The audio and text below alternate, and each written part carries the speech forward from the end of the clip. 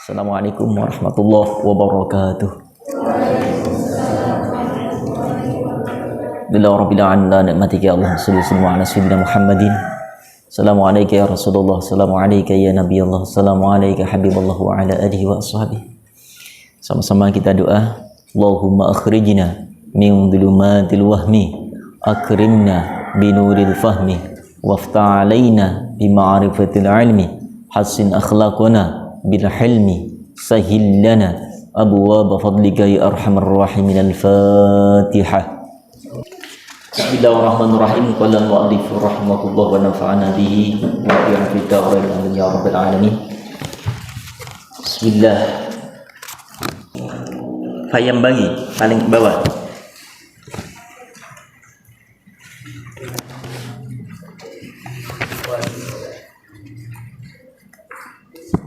Wa yas'alullah ya, dari wa yas'alullah saja. Bawah, dari bawah kedua.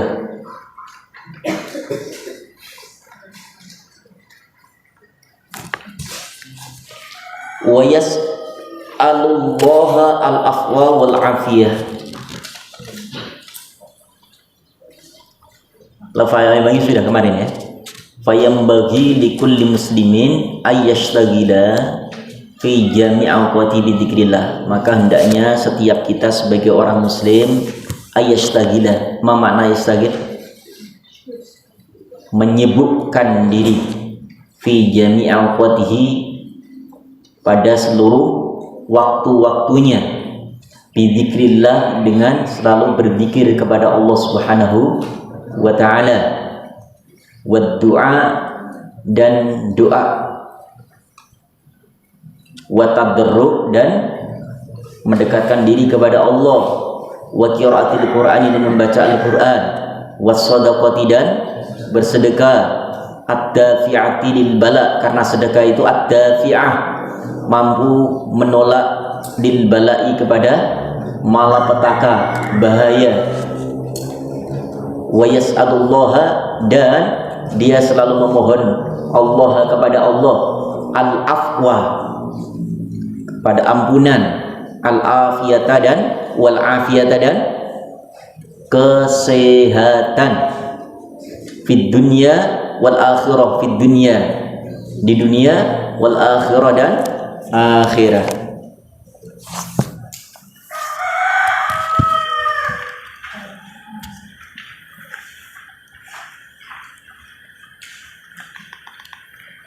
Liyasunallahu anil bal, liyasuna, li supaya yasuna, menjadikan untuknya Allah anil bala, dari bala, wal afati, dari terhindarnya dari apa, supaya kita mendapatkan perlindungan dari Allah dari bala dan malapetaka.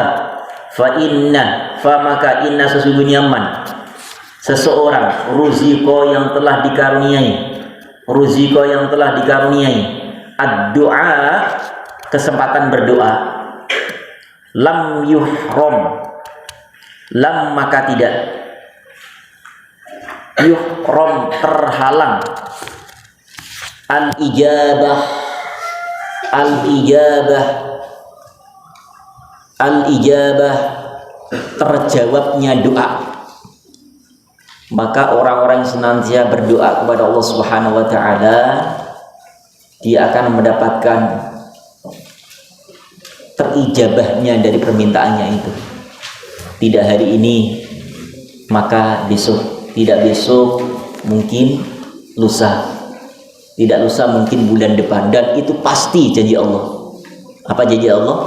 Wa idza sa'alaka ibadi anni fa inni qarib ujibu idza da'an falyastajibu li wal yu'minu bi la'allahum. Al-Baqarah ayat berapa? 186. Tuh ya, ingat bahwa Allah akan mengijabah semua doa hamba-hambanya selama hamba itu terus istimror dalam berdoa, terus menerus meminta. Sebelum diijabah jangan pernah berhenti, sebagaimana doa yang pernah dikumandangkan Nabi Zakaria. Apa kata beliau? Diabadikan dalam surah Maryam ayat pertama, kedua, ketiga, satu halaman pertama. Maryam pernah siapa? Nabi Zakaria pernah minta apa? Keturunan. Apa kalimatnya? Ya Allah, walaupun sudah dipenuhi uban rambut ini, sudah mulai berkeributan pipi ini, tapi aku tidak pernah berhenti dalam berdoa dan meminta kepadamu ya Allah. Nah, itu diantaranya salah satu yang akan menghantarkan terijabannya doa kita adalah istimrar, terus menerus, jangan pernah putus asa. Baik, halaman 8-nya, fa in kana al bala, fa maka in jika kana ada al bala'u bala muqaddaron yang sudah ditetapkan, muqaddaron yang sudah ditetapkan, yusibu yang menimpa, yusibu yang menimpa atau yang mengenai hu kepadanya, la mahallata, la mahalah, la tidak mahalah, maka tidak ada tempat. Jadi walaupun malapetaka bencana sudah diputuskan oleh Allah, sudah ditetapkan untuk, misalnya contoh Markona pagi ini, hari ini dia akan kesenggol mobil dan akan masuk ke got, contoh, itu udah tertulis tuh. Tapi Markona sebelum berangkat aktivitas menuju pasarnya, ternyata dia bersedekah, ketemu dengan toilet kasih uang 10.000, temu dengan taki kasih 10.000, temu dengan jabal kasih 50.000, ganteng. Ternyata apa? Sampai di mana tulisan coretan itu bahwa hari itu, pagi itu, jam itu dia kesenggol mobil, ternyata nggak terjadi apa-apa. Inilah disebut as-shadaqatu tadfa'u anil bala. Tapi apakah harus berupa keselamatan itu? Nggak kesenggol mobil? Belum tentu, tergantung bagaimana skenario Allah. Contoh lagi, ada orang penjual tempe. Penjual apa? Anak-anak suka tempe. Setiap hari ya, pagi siang tempe terus. Dia sudah subuh berjamaah, dia sudah menyiapkan semua bawaan tempe akhirnya, tempe ke pasar lah ya. Ini kisah yang menjadi inspirasi buat kita semuanya. Kemudian sebelum dia berangkat bersedekah, sudah telepon-teleponnya dengan teman-temannya itu, teman sepenjual tempe. Nanti ya kita ketemu di tempat transit biasa. Biasanya naruh apa? Sepeda di situ. Setelah naruh sepeda situ, tempe kemudian nanti menaikkan angkot, dibawalah ke pasar bersama komunitas penjual tempe yang lainnya. Apa yang terjadi? Subhanallah, dia sudah sholat berjamaah, sudah berdoa keluar dari rumah, kemudian dia sudah bersedekah. Tapi saat mengayun sepeda ontelnya itu, tiba-tiba di tengah perjalanan oleng sepedanya, sehingga kecebur ke sawah, lalu hancur semuanya bawaannya, tempe-tempe yang sudah disiap oleh, sebut aja Abdullah ini, disiapkan oleh Pak Abdul ini, ya. Dia menangis, dia kecewa, dia kemudian introspeksi diri. Kenapa? Saya sudah berdoa, saya sudah sholat berjamaah, saya sudah sedekah, kok saya mendapatkan kecelakaan? Ada apa ini? Padahal kata hadis apa tadi? As-shadaqatu tadfa'u anil. Ternyata subhanallah, di balik musibah ada hikmah. Apa yang terjadi? Akhirnya beliau telepon ke teman-temannya, maaf bang, tinggal saja deh, saya mungkin nggak jadi ke pasar. Nah, kenapa? Tempe saya hancur semuanya, saya jatuh ke sawah, saya nggak jadi deh. Pulang dia dengan kecewa, tapi tidak tahu skenario Allah seperti apa. Kemudian keempat temannya itu menaikkan tempe-tempenya ke angkot itu menuju ke pasar yang dituju. 4 orang berangkat tanpa dengan adanya Abdullah yang selalu bersama berlima itu. Apa yang terjadi? Di tengah perjalanan angkot itu ternyata rem belum masuk jurang. Dan subhanallah, apa yang terjadi? Tentunya sudah menjadi ketentuan Allah, skenario Allah. Apapun yang terjadi gak ada yang kebetulan. Kemudian keempat-empatnya meninggal dunia. Inna lillahi wa inna ilaihi raji'un. Kemudian ada telepon berdering, diangkat Abdullah. Ternyata apa? Berita duka dari teman-temannya. Bukan dia yang mati kemudian menelpon, tidak. Yang telepon siapa? Yang telepon siapa? Keluarganya. Pak Abdul, maafkan lahir batin ya suami saya apabila ada punya kesalahan yang selama ini bersama-sama suami saya meninggal. Wah, kaget ya. Kapan? Dering lagi yang satunya lagi. Ya, Dono, Kasino, Endro. Telepon semuanya. Pak Dono juga meninggal. Ya Allah, innalillahi. Akhirnya apa? Ya Allah. Tadi ngambek-ngambek, tadi ngamuk-ngamuk saat jatuh di kubangan sawah penuh dengan lumpur, dia ngamuk-ngamuk. Begitu mendengar innalillahi wa inna ilaihi raji'un, dia baru sadar bahwa ternyata inilah cara Allah Subhanahu wa taala menyelamatkan dirinya. Tidak ikut terjun ke jurang, tapi Allah selamatkan lewat hanya kubangan sawah. Karena apa? Dia sudah bersedekah tadi. Bukan berarti sedekah itu menyelamatkan dari kecelakaan. Justru musibah yang dia terima menyelamatkan dari musibah yang sebenarnya. Ya mungkin kelima orang itu sebenarnya sudah ditulis oleh Allah, termasuk Abdul itu, bahwa dia akan masuk jurang dan mungkin akan mengalami kecelakaan. Tapi Allah selamatkan. Sepedanya kemudian didorong malaikat sedikit, intul gitu kan, kejegur. Itu siapa yang dorong? Malaikat. Kemarin kenapa nggak jatuh? Kok jatuhnya pada hari itu? Karena apa? Angkot yang ditumpanginya akan masuk jurang, maka diselamatkanlah. Kemudian takziah, setelah takziah pulang kembali, dan subhanallah, dia melihat tempenya yang hancur itu. Kemudian dia minta kepada Allah, ya Allah, mudah-mudahan manfaat tempe ini. Subhanallah, apa yang terjadi? Ini orang ahli ibadah, orang ahli sedekah, doanya langsung diijabah oleh Allah. Tiba-tiba habis sholat asar ada datang orang yang biasa nyari ya tempe-tempe busuk, bukan tempe yang bagus juga. Katanya apa? Pak Abdul, ada nggak sisa-sisa tempe gitu kan?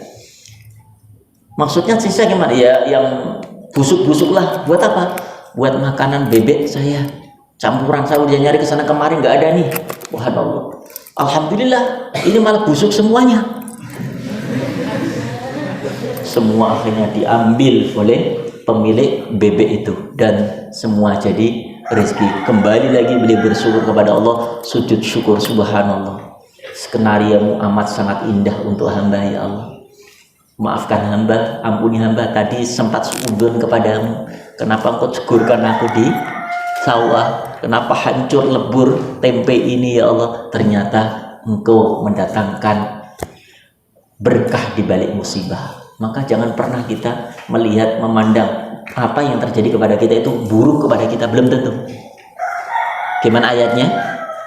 Sesuatu yang buruk menurut kita belum tentu buruk menurut Allah. Tapi sesuatu yang baik menurut kita belum tentu menurut baik di sisi Allah Subhanahu wa taala. Sebagaimana ayatnya? So enggak hafal. Ayo. Faza wa asa an tuhibbu syai'aw wa huwa syarrul lakum wa asa an takrahu syai'aw wa huwa khairul lakum. Coba lihat, kutiba alaikumul qital, sama-sama mulai ayatnya. Kutiba alaikumul qital wa huwa kurhun lakum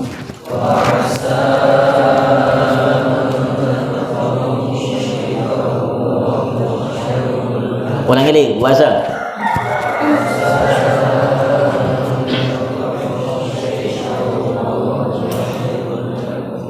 Wa asa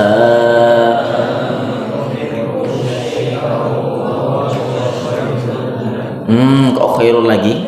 Ulangi lagi. Masa khairun terus? Ayo ulangi lagi. Kutiba.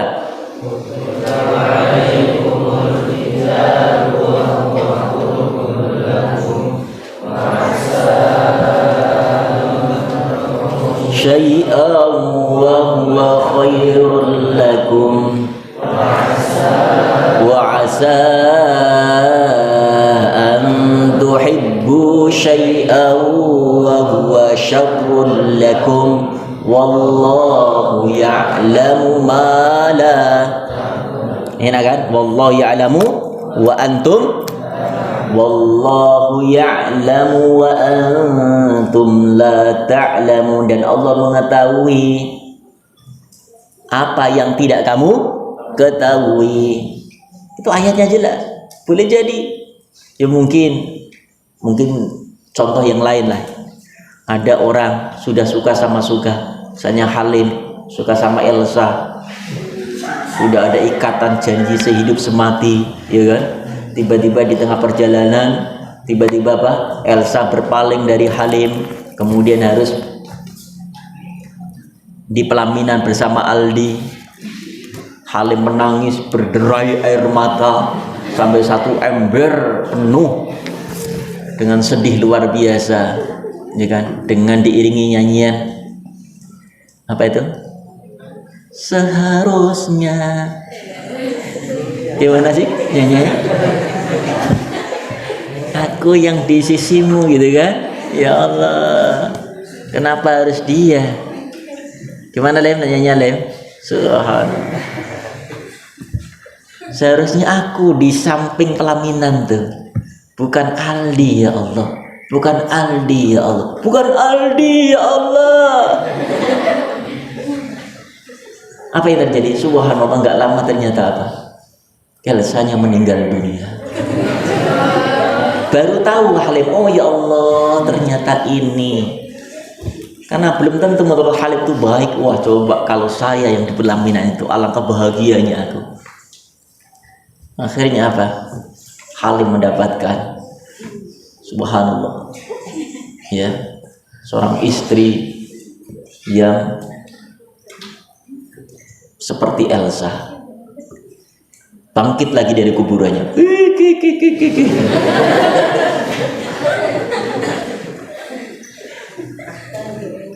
Ya, banyak peristiwa seperti itu. Belum tentu ya kejadian menurut kita baik, tapi Allah punya cara lain. Seperti itu. Undangan udah disebar, ya kan? Tapi tiba-tiba pernikahan batal. Ada apa? Pasti ada hikmahnya. Pasti ada apa hikmahnya kira-kira?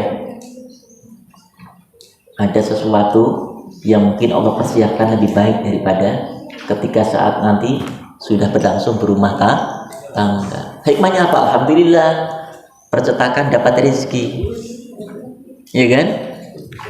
Nyetak undangannya 10.000, alhamdulillah kan? Rezeki melalui orang itu. Gitu. Ada hikmahnya lah.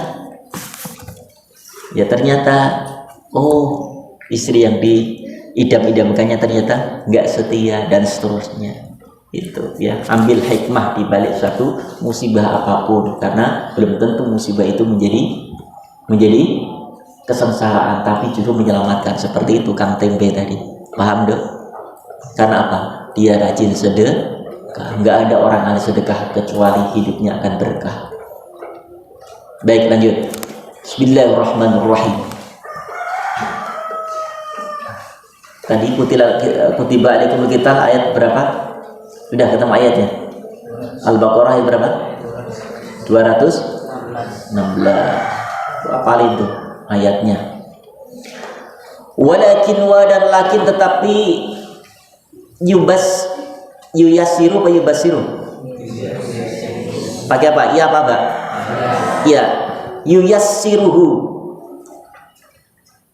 memudahkan untuknya siapa? Allah. Dengan sedekah tidak hanya Allah selamatkan dari malapetaka bencana, tapi dengan sedekah yuyassiruhullah ta'ala alaih, Allah mudahkan untuknya. Allah memudahkan segala aktivitasnya alaihi kepadanya, wa yarzuquhu, dan Allah berikan rezeki untuknya as-sabra, dengan kesabaran.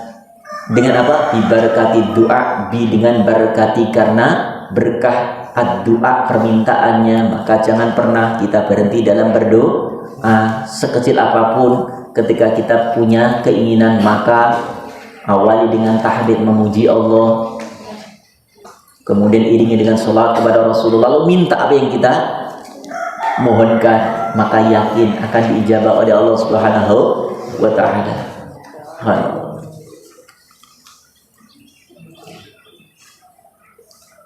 Allahumma ya Allah,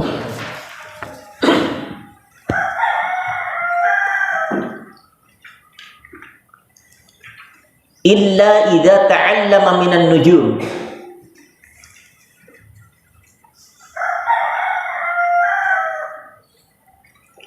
illa kecuali, idza apabila ta'allama kamu mempelajari. Kemarin kan ada ilmu yang tidak boleh dipelajari kan, ilmu perdukunan. Tapi an-nujum ini kalau tujuannya untuk apa? Untuk menghitung atau untuk mengetahui arah kiblat, jatuhnya tanggal, bulan, itu malah dianjurkan, namanya ilmu falah. Ini ada ta'allama, idza apabila ta'allama kalian atau engkau belajar min dari an-nujumi, ilmu nujum, ilmu tentang perbintangan atau disebut ilmu falak, falak nikah. Qadara ma ya'rifu bihil kiblah, qadara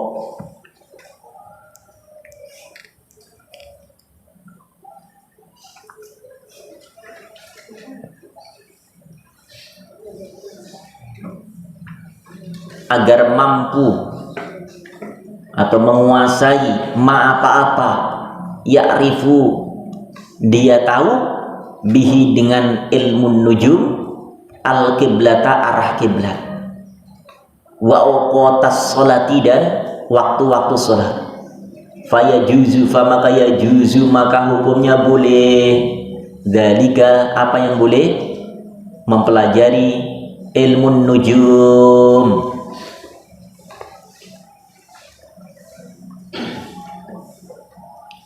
Karena ilmu nujum kalau disalahgunakan bisa bahaya.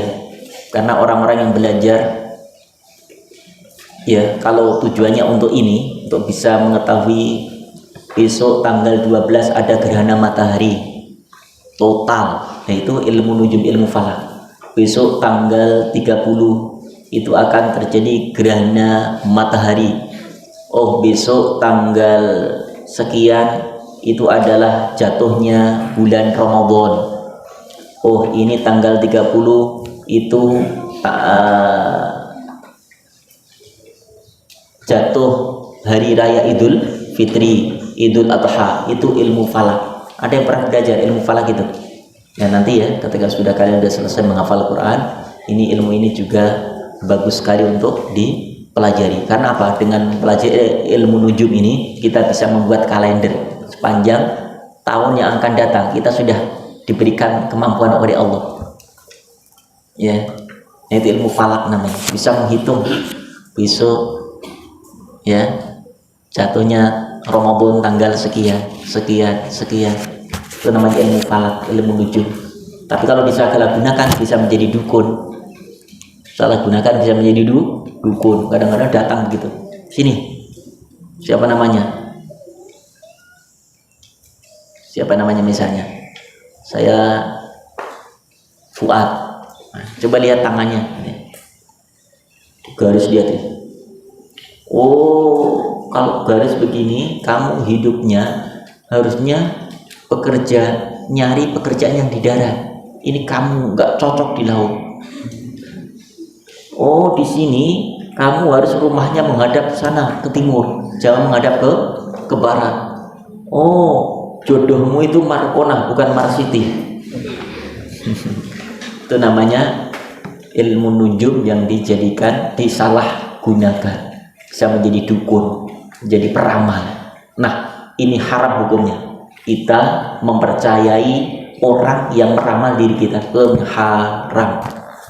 Ini banyak sekali soalnya para artis lagi datang katanya ke guru apa namanya, spiritual, orang pintar, tapi di sana mempertanyakan tentang nasib dirinya. Ini haram.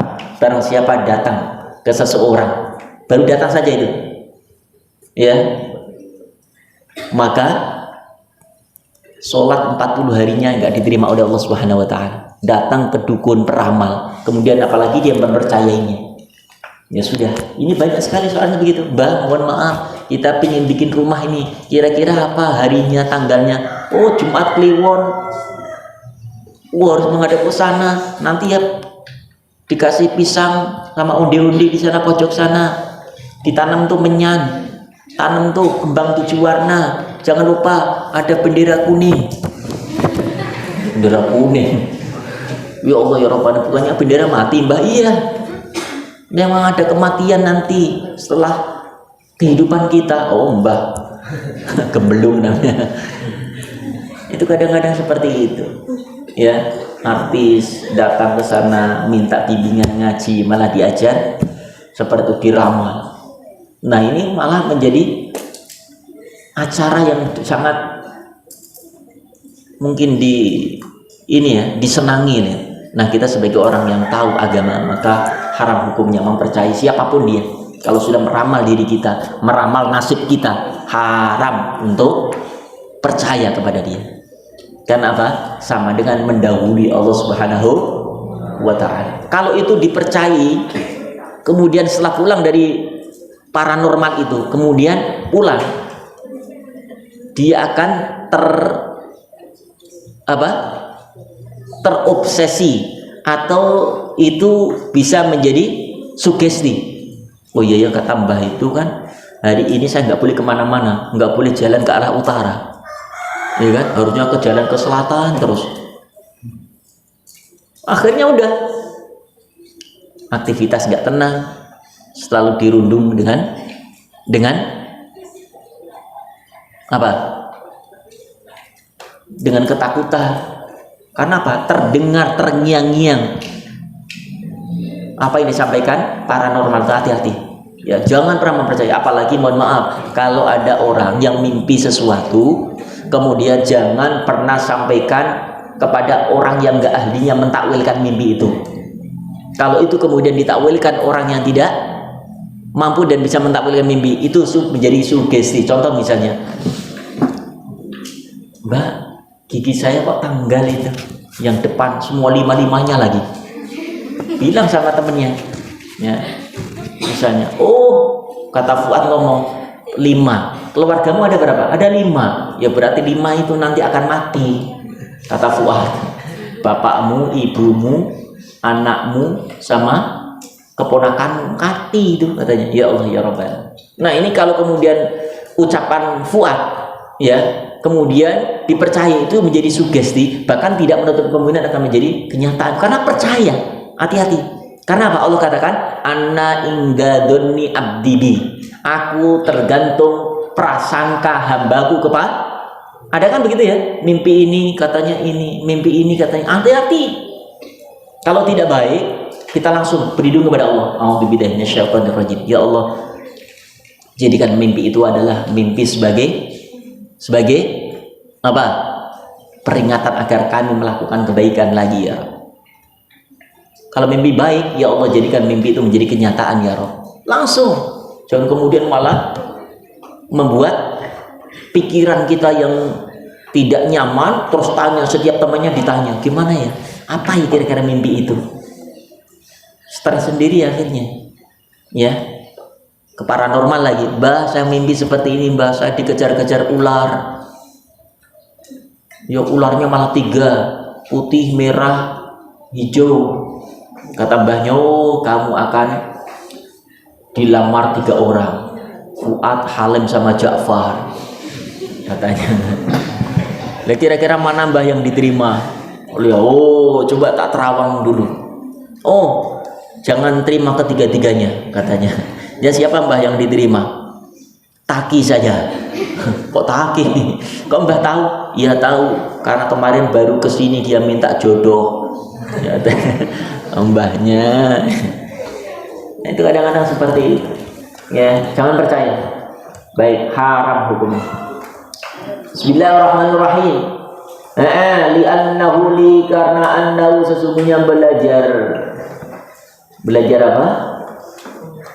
Ilmu falak tadi, min dari sababun itu menjadi sebab, min dari al asbabi beberapa sebab, min al asbabi dari beberapa sebab. Faya juzu, maka ya juzu boleh. Apa yang boleh? Ta'allumuhu, mempelajarinya.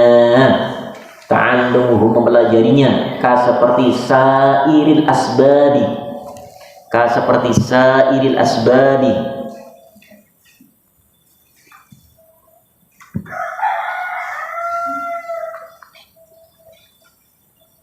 Kasairil asbabi, ka seperti sairi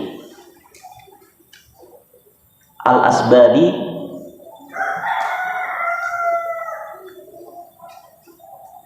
dari sebab-sebab yang lainnya, seperti sebab-sebab yang lainnya. Fa maka qad benar-benar tadawa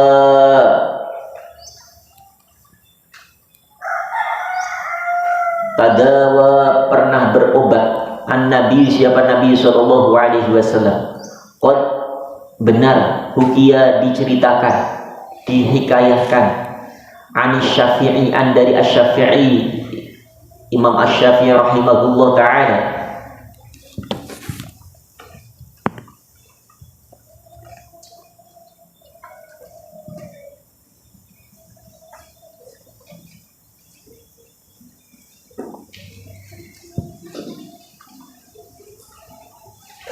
Beliau berkata, annahu sesungguhnya, qala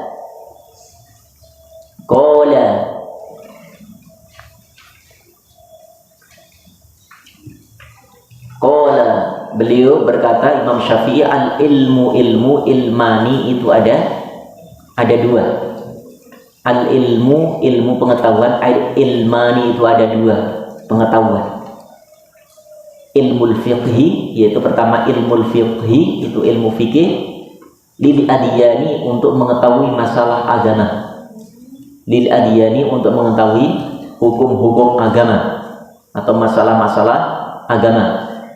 Wa ilmu tibi, wa dan ilmu atau pengetahuan at-tibbi,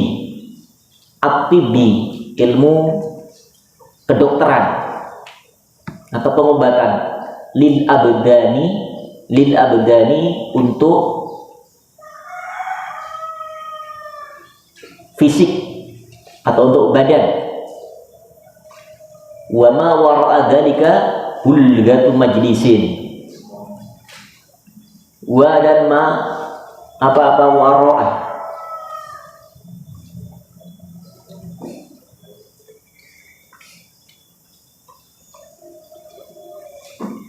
yang di belakangnya, dari yang demikian itu, bulghatu majlisin, itu untuk menyampaikan satu majlis.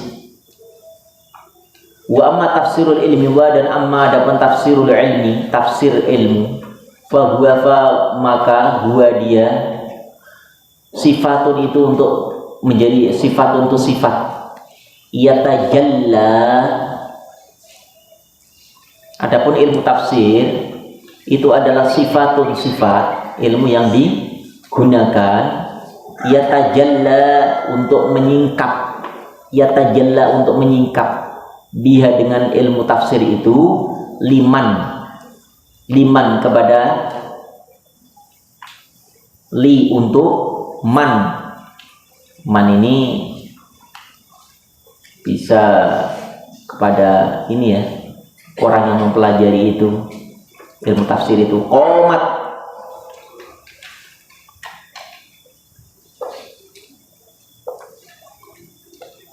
Qomat yang berdiri atau yang menekuni atau yang mendalami. Dia dengan ilmu tafsir itu. Bihi dengannya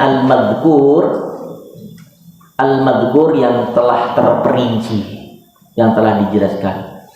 Kata Imam Syafi'i, ilmu itu ada dua. Ilmu fikih, yaitu ilmu untuk mengetahui hukum-hukum agama. Yang kedua, ilmu kedokteran atau ilmu kesehatan, yaitu untuk mengetahui fisik. Adapun ilmu tafsir itu ilmu untuk menyingkap sesuatu yang belum kita paham dari Al-Qur'anul Karim. Ya, yang dia menekuni, mendalami. Seperti kemarin ada seorang, mohon maaf, walaupun ini hati-hati anak-anakku, walaupun seorang titelnya sudah profesor, doktor, ya, tapi kalau nggak pernah membaca tafsir, nggak pernah mendalami tafsir atau nggak pernah belajar tafsir, ini bisa mengatakan kalimat itu. Coba, apa katanya? Nggak ada dalam Al-Quran itu sholat 5 waktu. Allahu Akbar. Coba kalau dia membaca tafsir saja, tafsir yang kecil aja yang kita biasa kaji, misalnya tafsir Jalalain, kan ada itu jelas ayatnya, hafidu ala sholawati wassolatil wusta wa qumu lillahi qanitin. Surat apa itu? Al-Baqarah ayat berapa? Berapa Fi? Berapa? 235. Cari nanti. Hafidu, jagalah, peliharalah as-sholawati. Sholawati itu langsung diterjemahkan, ditafsirkan di situ. Apa as-sholawati? Ay sholatil khamsi fi awqatiha bi adaiha. Jelas.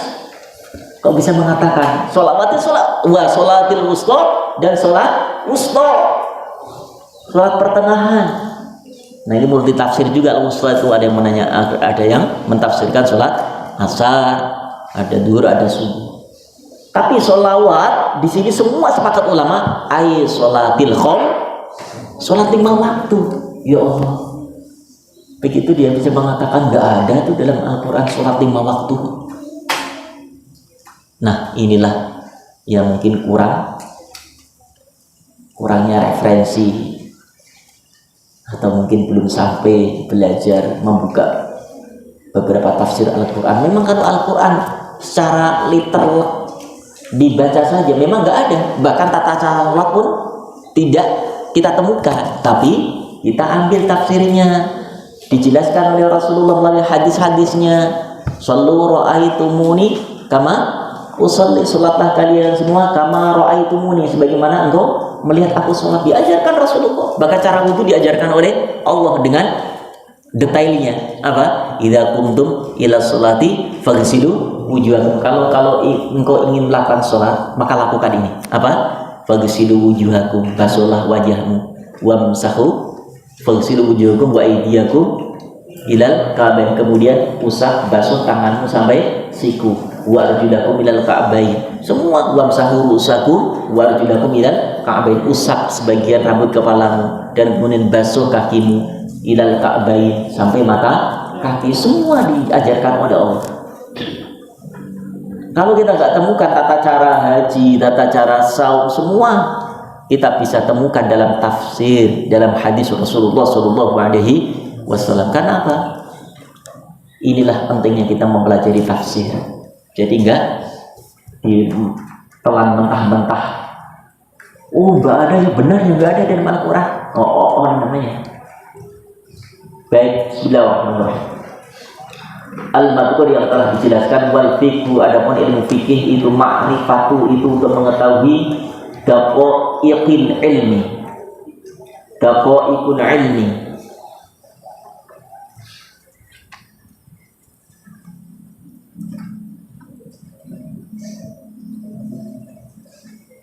daqaiqul ilmi, yaitu pokok-pokok daripada ilmu pengetahuan, hukum-hukum ilmu pengetahuan. Qala Abu Hanifah, qala berkata Abu Hanifah, Imam Abu Hanifah rahmatullah alaihi, Al-fiqhu ilmu fikih ma'rifatun nafsi.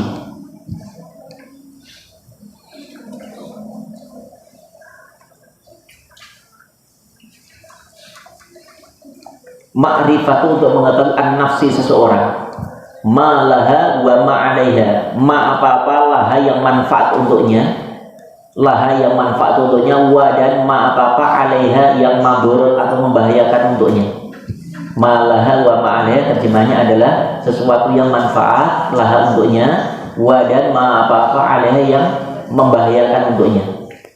Itu ilmu fikih juga begitu. Menurut Imam Abu Hanifah, dari pendapat Imam Syafi'i dan Abu Hanifah berbeda. Wa qala mal ilmu illa lil amal wal amalu bi tatrukul ajil lil ajal.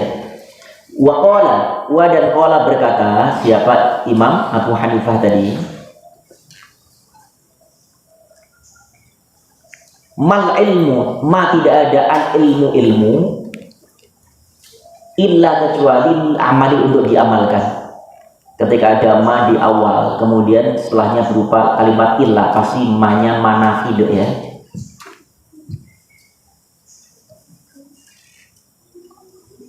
Bihi dengan ilmu itu, wal amal dan amal atau perbuatan.